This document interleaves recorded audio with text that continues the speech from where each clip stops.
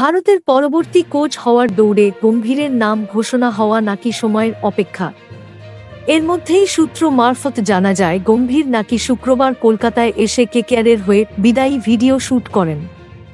এবার ধোনির জন্মদিনে জানিয়ে দিলেন ভারতের সর্বকালের সেরা অধিনায়কের নাম। বরাবরই স্পষ্টবক্তা গৌতম গম্ভীর। কোনো বিষয়ে স্পষ্ট কথা বলতে ক্রিকেটারদের মধ্যে গম্ভীরের জুডি মেলা ভার।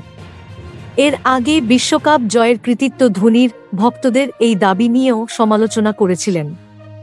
ধোনির জন্মদিনে একটি টিভি চ্যানেলের প্রকাশ করা ভিডিওতে গম্ভীর বলেন, অনেক অধিনায়ক আসবে যাবে, কিন্তু ভারতীয় দলের হয়ে ধোনির নজির ছোঁয়া কঠিন।